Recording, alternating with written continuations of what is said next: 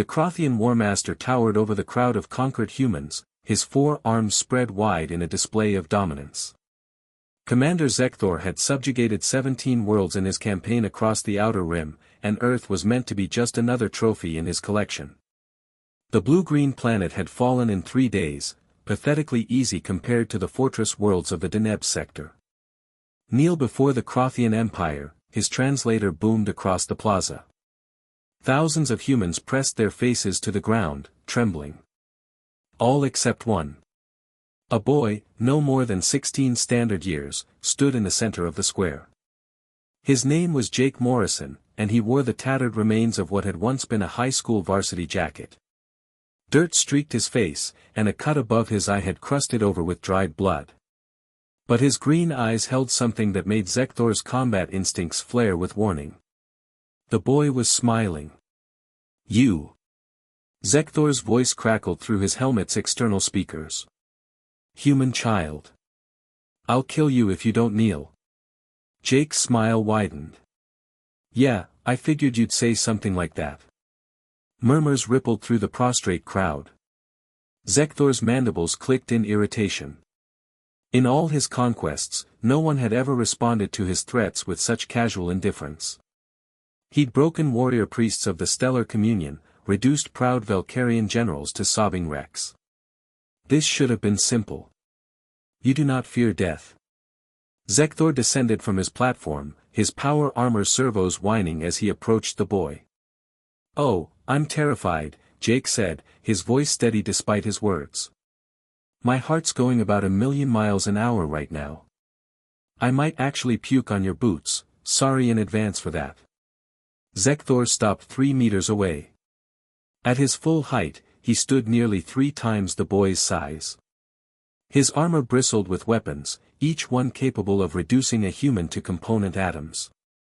"Then kneel, and I may spare you." "Can't do that." Jake shrugged, and the gesture was so human, so utterly alien in its nonchalance, that Zekthor felt his combat subroutine struggle to categorize the threat level. "See, my dad was a Marine. Fought in the Middle East back before you guys showed up. He used to say, 'Jake, you can be scared. Being scared is fine. Being scared means you're smart enough to know when things are bad.'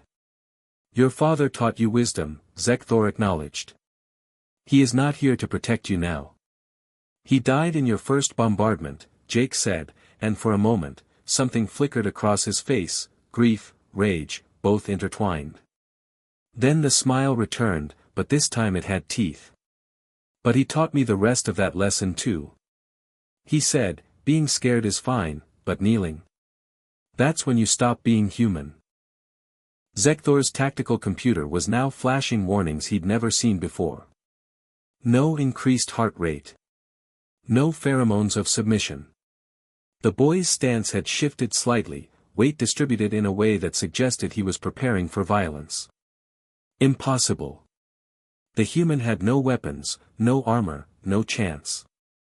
"You believe you can fight me?" Zekthor's laughter was a harsh bark. "I have crushed warmechs with these hands." "Probably," Jake agreed. "My dad also told me about a place called Thermopylae.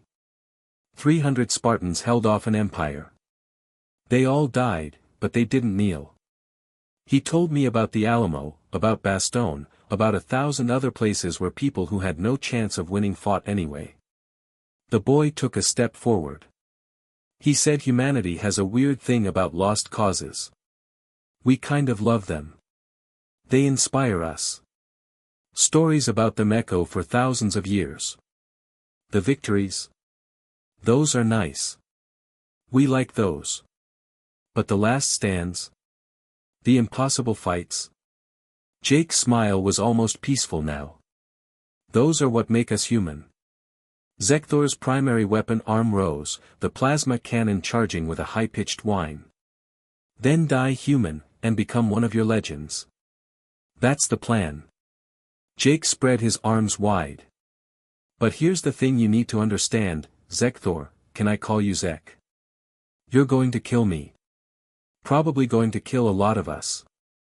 Maybe you'll even hold Earth for a while. The boy's eyes swept across the crowd of kneeling humans, and one by one, heads began to rise.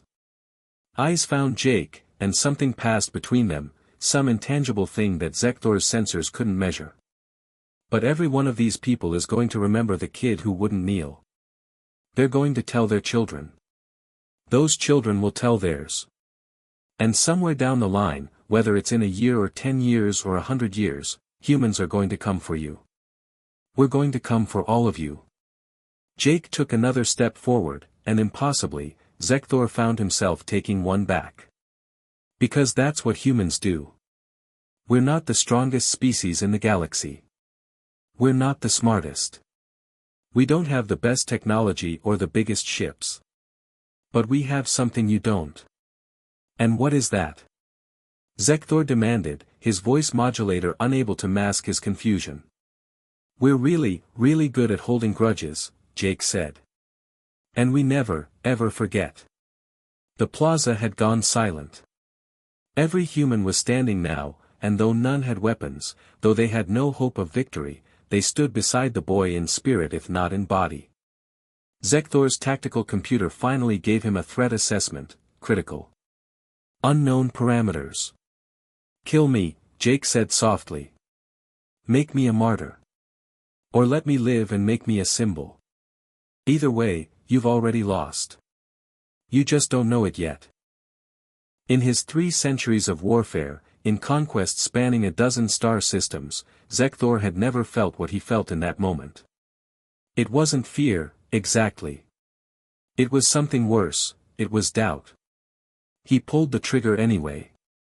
As the plasma bolt consumed Jake Morrison, the boy's smile never wavered. And in the silence that followed, as the humans stood witness to his death, Zekthor realized his mistake. He had just given Earth exactly what it needed. A hero who wouldn't kneel.